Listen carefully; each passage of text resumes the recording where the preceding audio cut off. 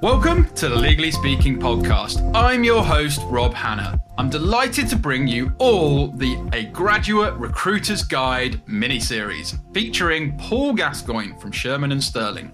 Paul is a senior recruitment manager at Shearman & Sterling with over 10 years of experience in recruiting graduates and school leavers. Prior to this, Paul worked at BPP Law School and as a senior outreach marketing manager.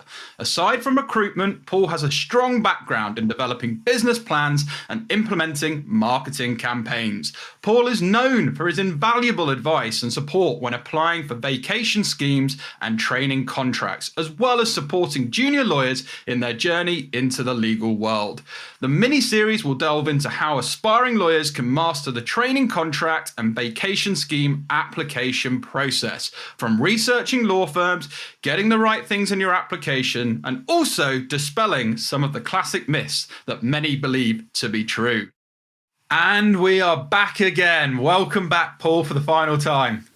Great to be back. Thank you. Absolute pleasure. So for our final episode, we're talking about all the myths and things you don't actually matter when it comes to law firm applications. So Paul, you're the expert here. Firstly, what are some of the myths that people believe to be true about training contract and vacation scheme applications? So really good question. And I think, again, a week doesn't go by where I'm not inundated with questions about candidates thinking they're at some kind of disadvantage. And the law firms have not pushed this information out, but for some reason, candidates get these things into their head about why they might be rejected. And ultimately, I think what candidates need to think is that law firms are just looking for the best candidates. If you can convince a law firm that you're the best candidate, it doesn't matter about lots of the situations that people are in. So, for example, sometimes people think, I've studied outside of the UK, I'm an international student, will I be at a disadvantage? No, not at all. People come from all over the world to practice law in London. That's absolutely common. So that's not an issue at all. Will I be disadvantaged if I've already graduated? No, not at all. We're looking for the best people. The best people aren't going to be limited to second year law students, final year non-law students. So again, those types of things don't matter. This is the big one. If I've not gone to a Russell Group university, and I think this is part of a confidence issue. And one of the things I always say to candidates is have the confidence to apply. If you meet all the minimum criteria, and usually law firms are looking for A levels and undergraduate degree, if you meet the minimum criteria, then apply. Ultimately, what we find is that most of the applications do come from people who've gone to Russell Group universities. And I think part of that is all about confidence. So if you are at a non-Russell Group university and you meet the criteria, then apply. Law firms are not screening people based on the university that they go to. They're screening on academics, but they're not screening based on the university. And I think that is one of the big myths, which hopefully gradually is being debunked. The other thing that people think is they'll be disadvantaged if they've studied part-time. If anything, that's an advantage, because usually people have studied and worked, and that's much harder to do. So, that's another question that I face on a weekly basis, which isn't true. And the other one, which is very common, if I've not studied law, law is not one of these professions where you need to have studied law academically. And lots of people in the profession will say that the law degree isn't really a crucial thing when it comes to actually being a lawyer. The skills, the knowledge is actually very different. And that's why you go to law school. And if you are a non-law student, then you do the GDL, or in the future, it'll be a GDL equivalent with the SQE coming in. So again, those things don't matter. And the other question, if I'm a career changer, again, lots of positives for people being a career changer. One of the hardest things about recruiting people directly out of university is they don't have any work experience. And if you're recruiting second year law students, if someone has got 2 weeks work experience, that can be a lot. If someone has been has worked in an industry for a year, 2 years, up to 10 years, then they know how the working world operates. So all of those concerns that you might sometimes have with a second year undergraduate, you don't have. And again, it's all about playing to your strengths. All of these things that people think could be a disadvantage could all be flipped into a positive. Yeah, and wow. Talk about getting a question and answered correctly and in depth. Thank you. I think what I'm gleaming from that is, do you just be yourself? If you meet the criteria, go for it. Believe in yourself. Have that confidence, that self-belief. Have positive people around you and have those applications made. Don't give up on something, because if one thing's for sure, you miss 100% of shots you don't take, right? So let's make sure we encourage people to do that. Okay, so tell us more about the common things you see in applications that don't need to be included or even matter. Well, there's quite a lot. There's quite a lot around language skills. And I'm not saying language skills are irrelevant, but the reality is that most people are conducting their business through English. And sometimes candidates who might be able to speak a different language dedicate so much of the application to that, when there's actually a small section on the application form where you tell us what languages you speak. So things like that. I think everyone has their own individual the individual thing that they kind of prioritize in the application form. And actually, if you're not prioritizing the right thing, then it doesn't really make sense to the reader. But there's no, I would say, apart from languages, there's no one thing. I think there's lots of different reasons that there's lots of different justifications that people put in their application form. Some of it makes sense, some of it doesn't. Yeah, no, absolutely. And talking about things that don't necessarily matter, are there any things that people get worried about that aren't necessarily to worry about? There's no need to worry about. Yeah, so if you meet the minimum criteria, then that's okay. Some people get paranoid about like individual modules or their first year module grades. You know, we're quite open. We say, actually, if you do a law degree, then contract law is important.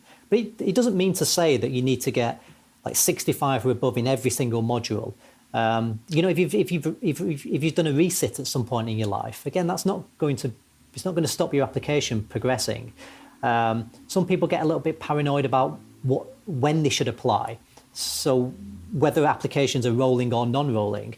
And ultimately, if there's a deadline and it's a non-rolling application, it doesn't really matter when you apply. A law firm isn't going to cut you out because, you know, you applied a week later than somebody else, even though you're a better candidate.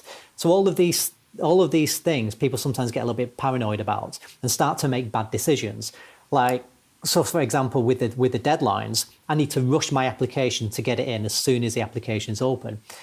And then those candidates can sometimes be saying, well, I've now got some more work experience. I've now got my grades from university.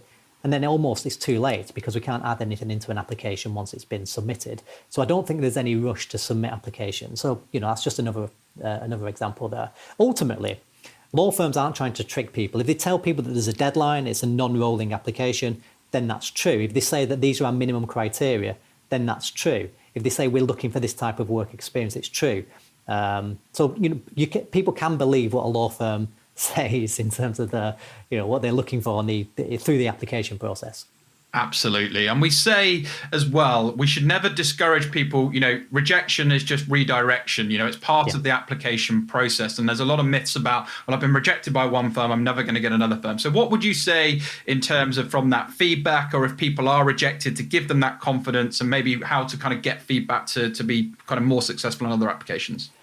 Yeah, I'm really glad you brought that up, Rob, because I hate it when people get rejected and they don't think they're a good candidate. People get rejected on the smallest of margins. There are so many people applying for law firms. I think at the moment in the UK, it's around 100 applications per training contract vacancy. And ultimately, what people need to do is actually, reevaluate, think, how far did I get through the process? I think if a candidate is being rejected at application stage for every single law firm, then there's probably some fundamental issue on the application form. And I think it's a case of going back to basics. I think once people start getting past that application stage, and that is by far the hardest hurdle to get over, the application stage, then you know there's something good. So maybe it's more interview practice, maybe it's more work experience. But I think once you start getting past the application stage, then you know that you're a good candidate. And I always say to candidates who are on vacation schemes, even if they don't get training contracts, I know that you'll get a training contract within the next 18 months. Because when we review and we look back at candidates who were successful and weren't successful in our vacation schemes, they always end up with a training contract. Sometimes it's just more experience. If it's someone's first vacation scheme, and it's maybe the first time that they've done any work experience in a law firm, it's quite difficult. You might not be prepared for the types of questions that come up, might not be prepared for the types of assessments which law firms use. There's no reason why you can't regroup, dust yourself down and come back as a stronger applicant. And I would even encourage people to reapply to the law firm that they've been rejected at we've got quite a few trainees now who previously were rejected, came back with a stronger application and went through and were successful and are now trainees. There you go, folks. Then what a great case study that is. I always say failure is just feedback. Failure is not final unless you choose for it to be. If you refuse to give up, then the right thing will happen. It will land eventually. So thank you so much, Paul. We've got through so much content over the last few weeks when it comes to all things training contracts and getting work experience. What I would just like to ask you, is there any final words of advice you would have for the next generation of lawyers, aspiring lawyers, and how can people get in touch with you if they have any follow-up questions? Well, my advice I often give is have the confidence to apply. I think that's a big thing. I think lots of people, self-select out when they don't need to. And as you said, if you don't buy a lottery ticket, you're never going to win. So have the confidence to apply. In terms of keeping in touch, people can follow me on LinkedIn. I've got no issue with that. I'm Paul J. Gascoigne on LinkedIn. And people can follow Sherman. So we've got a Sherman & Sterling UK Graduates, which is our LinkedIn page, specifically for people looking for training contracts or vacation schemes at Sherman. And that's really where I push out most of the information and advice that I give. Well, thank you so much, Paul. It's been an absolute pleasure having you on the show over recent weeks. That brings to a close the end of our Graduate Recruiter's Guide mini-series here on the Legally Speaking podcast. But from all of us on the show, thanks so much once again, Paul. But for now, over and out.